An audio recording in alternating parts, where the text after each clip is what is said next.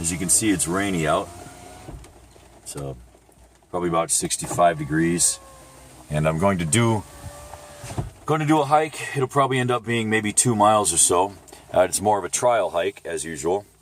I set up 4 different coordinates that I'm going to navigate to. The first one is a cache site. It's fairly close by. There's obviously nothing cached there, but you know, if it were a real long hike or a through hike or something like that, that'd be perfect. Second one is a lookout. It's at an elevated section. The third one is the campsite, which, you know, it's not a real campsite, but that's what I have it labeled as. And the fourth one is a rendezvous point. So let me show you here as I go down to navigation. And I'll show you exactly what I mean. So when I navigate, I'm going to go to saved locations. Okay, look at cache 1. And I number them because I have cache 1, I have rendezvous, I have campsite, and I have overlook. So the first one I'll go to is cache 1. And I'm going to go to that right now. I'm going to set that up here before I go out in the rain. I'm going to do it as a hike. And let GPS, hopefully GPS will set up. I lost my heart rate monitor. My heart rate chest monitor, man. Kind of sucks. But anyway, I'm going to start this thing, put the watch on my wrist, end the video, and head out. On my way to cache 1, you can see see how wet it is. You can see the little direction north. I'm actually heading west. You can actually see my site or campsite 1 on there too. That's pretty cool. I like how it shows that. And this is one of my favorite screens. It shows the distance remaining, the name of the coordinate, and just a simple big ass blue arrow that shows how to get there. I don't know what that screen is. This is kind of neat. Distance and timer, all right. Elevation and the grade. Pace, yep, average speed. Well, of course, I'm not going for speed here. I'm hiking, but if I were on a real hike, say a through hike, then yeah, maybe I would want to make a better speed and have a better pace. This is one of my favorite fields here. Sunrise and sunset.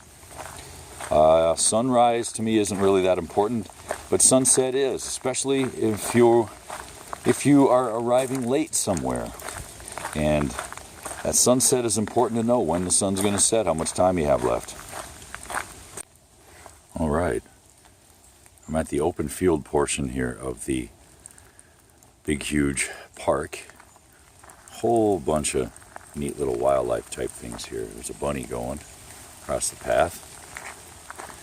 But anyway, I'm getting close to the destination of my first coordinate. So you can see it says cache 1, distance remaining 0.06. Now when I go up to the map, you'll also be able to see the other points that I've set. There's campsite 1 up there to the northeast. Straighter up to the north is, you can't really see the label, but that is the Overlook. And you can see it from here visually. Let me zoom in, zoom out, I guess. Way over there, it's that kind of a hilly area.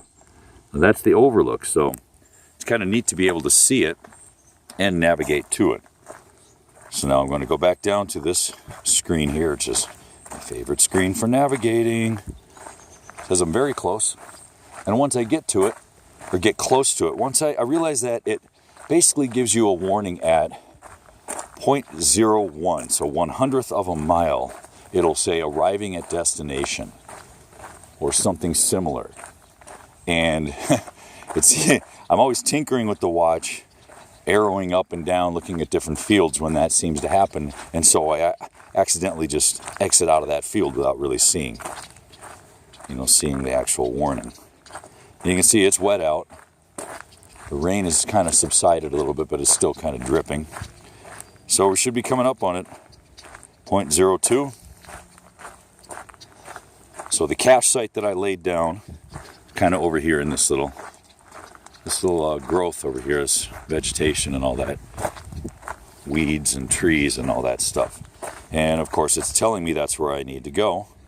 I'm going to go up here a little bit and then veer off to the left until it gives me that warning. And I've realized that when it gives you the warning, that's when you stop. So let's see. Glad I wore long pants. Now, I might see a deer because this is where deer bed down a lot. You can kind of see distance remaining. And this is what would happen in a real hike. I wouldn't cache it right on the path. I would cache it off somewhere to the side. All right, so I'm very close. I'm going to keep it on this screen so it arriving on cache 1. At cache 1 is what it said. Distance remaining 0, so I'm at cache 1 right now. So, perfect. There I am. I'm literally right over it. You can kind of see. Cool. I can see on the map where the overlook is.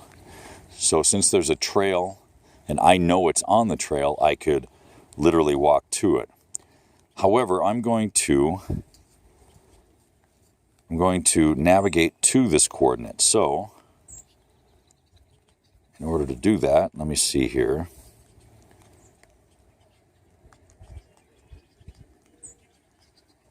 Navigation. Go to saved locations. Cache 1. Now I'm going to go to Overlook. Go to. And there we go. Perfect. So I didn't have to end it. I can just keep going. Awesome. That is a revelation. So what I did there was, as I was on the screen that said cache 1, I long pressed up until it brought me to the settings. Then I went down to navigation and I went down to saved locations, went down to Overlook 1 and hit go to. Perfect. So now I'm going to go to Overlook 1. About heading to Overlook 1. Distance remaining is 0.31. It's a third of a mile. Now I'm going to stay on the path here. Since I know there's a path, I'm going to stay on it. If I were to cut straight to Overlook 1, straight to the north, I would have to go over this stuff and traipse through extremely tall vegetation. So I don't know if you can kind of see. I mean, I don't really want to walk through that stuff. That's kind of tall. This stuff over here is like as tall as I am, you know. I don't want to walk through that. But instead, I'm going to stay on the path. All these horseflies out here. And I know the path will lead me to the overlook, but it's going to take me on a strange route. So that's telling me the easiest, quickest way to go to the overlook right there, but I'm not going to do that. I'm going to end up going around in a circle like this. But that's fine because I know that the path will take me there, because I didn't create it, but I plotted the point on a map on my phone, long pressed it, and oh, another thing, when I entered in the coordinates, I've done coordinates before, and they ended up being messed up. There was some sort of weird glitch or something with the actual format of the position coordinates I was putting in. So I changed it. I changed it to decimals. And it's 2 numerals, a decimal, and followed by 6 numerals. I'm not sure the exact nomenclature or terms or whatever. All I know is that method works. So that's what I'm going to stick with. I'm not going to boo-hoo about, oh, I wish every single method worked, blah, blah, blah. If I find a method that works, I stick with it. And that one works so far. It's working on this, and that's good enough for me. This is still on going to the overlook. Here's a perfect example about how the terrain may prevent you from taking a direct route to your coordinates. So I'm on the path. Path goes this way. That's fine. The coordinates are this way. Path goes straight. Coordinates are this way. But look what stands in my way. Super tall stalks of corn. Okay? There is no way that I am going to run through this corn. There's no way. I'm going to run through this corn to get to the coordinates. Now that would be the same as if I was out hiking somewhere and there was a ravine or unpassable hilly area. Well, I would take a route that gets me there, and that's just how it has to work. Just because you have a direct line on your map or your watch or your navigation doesn't mean that's the route you're going to take. All right, so distance remaining overlook is 0.15. Now you can actually see where the overlook is from here. There's the path going straight. Overlook is literally right there. You can see, I'm starting to zoom in here. It's that hilly area right there. Now what's nice about this is, even though this is my favorite navigational screen, it's simple, you can see it, it doesn't help you, especially at night, it doesn't help you to see like how far away it is. If this were at night, I couldn't see how far away that is. All it says is 0.15. Now I know, 0.15 is not that far, but what's better is going to this screen, because this screen gives you an idea of where you came from and how far you traveled, and it shows that you went around to get to the overlook instead of straight. Well, there's a reason you didn't take a straight line. It's because of all this dense vegetation. The overlook is right up here. You see the distance remaining is 0.06.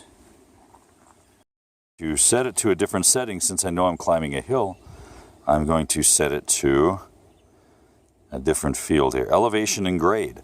Now I'm at 892. I'm going to follow this as I walk up to the overlook. And it'll also be a good test to see if the notification or alert comes on saying that I'm arriving at Overlook 1. And the elevation hasn't really kicked in yet, the change, but it will here pretty soon. It's probably an elevation change of maybe 30 feet or so, 30 or 40. And the grade takes a second to kick in depending on your speed. I'm going slowly, so it should kick in pretty soon because I'm going fairly slow. The grade, that's very muddy. Yeah, grade 3, it was 2. It should go up to about 6 or 7. That's what it feels like anyway.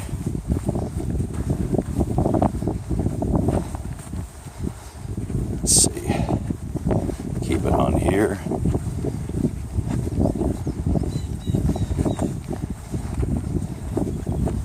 Well, grade's still 3. Well, maybe it just feels like it's a higher hill than it is.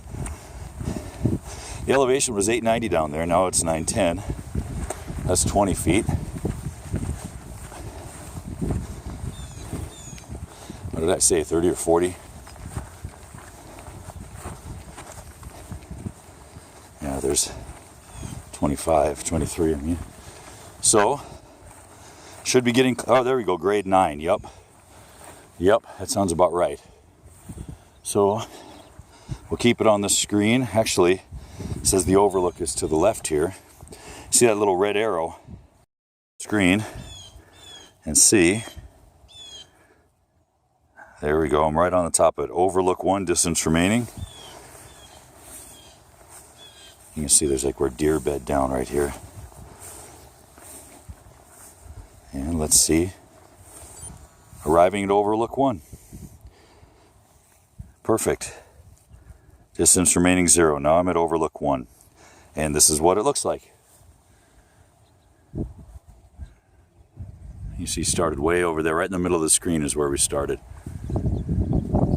All the way around the cornfields there. Ooh, we're getting dive bombed here by some swallows. Wow. Wow. They're fearless. They're dive bombing. I must be in their area. Oh, they got the birdhouses here. I better get the heck out of here. This is scariness. From this screen, I'm still on Overlook 1, but from this screen, here's what I do. Long press the up button, arrow down to navigation, hit the start. I don't want to track back, I don't want to go back to start, I don't want to do that. I want to go to saved locations. Overlook 1, I've already gone there. Now I want to go to campsite 1. Go to, there we go. Very close by. And that's that easy. And I'm leaving Overlook 1 to go to campsite 1. And now I'm looking for a campsite, let's just say. It's not a real campsite, but let's just pretend. So I'm going to the campsite, I'm meeting up with my buddies, or, you know, I have my wife and kids here and I've been out exploring, or whatever, you know. Well, I got low battery warning. Hopefully I can keep taking video. Keep going here. See if it gives me the... There we go, arriving at campsite. And I arrow up. Okay. And now since I'm arriving at the campsite, see the distance to campsite? Whoops.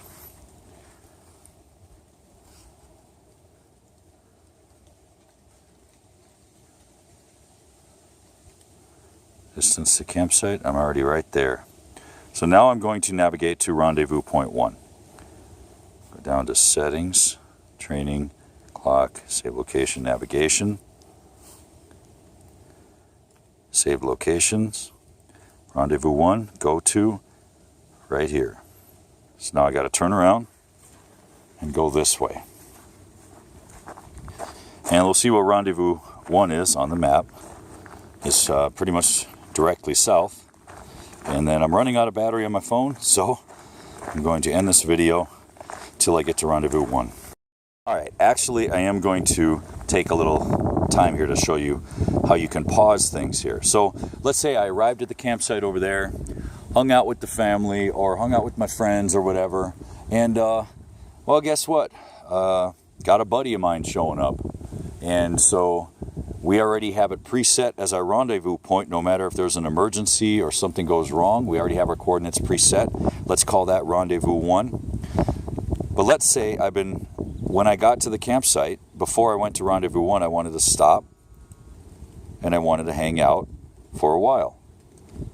Gives me the options: resume, save, discard, track back, resume later. Well, I'm going to resume later. So I hit the stop and I go about my business. It goes back to my main screen and, you know, whatever. Now later on when I want to resume it, I hit the top right button. It'll load it. It'll let the, you know, go the red circle, make sure the GPS gets locked on. Let me know when it's ready. Resume. Yep. And now I can go. Now that was only a matter of a few seconds, but it could have been a matter of a few hours or even a day or whatever. It's a really handy little, I guess, option, you know. Rendezvous point 1. Now, in a real world situation, this rendezvous point could mean a number of things. I would probably have it designated as an emergency spot. You know, hey, if you're lost, go to these coordinates, you know. And hopefully everybody in the party would have a device capable of finding the coordinates. So the cool thing about this is it shows how far away you are. And, you know, if you're half a mile from somebody, you're not going to start screaming, hey, are you over there? Hey, Bob, or whatever, you know. But if you're 0.02, you know, 2/100ths of a mile, then that's different. So let's see. Now this is going to give you a good idea of the entire map. And what's neat is you can see arriving at rendezvous 1. Awesome. So I'm arriving there. Here is the map. I'm actually there, so there we go. What's handy and kind of convenient is very courteous of Garmin to not put the actual track over the words, over the letter, so you can still read it. Now if I were to walk around over that, I may not be able to read it. What's neat is they don't put it there. So now that I've arrived at my final coordinate, I'm going to save this I hit the start stop button, arrow down to save. It's going to save it. 45 minutes, 1.5 miles. I don't really care about all that, but it's nice to know. And it's done. Now, as usual, it'll go back to, or it'll save, and via Bluetooth, it'll save onto my device when it syncs. And it's super, super cool, man. So I can go back later and actually check it all out and see how the entire session went. Maybe I can tweak some things or whatever, but overall, pretty good little navigation session on a Sunday morning.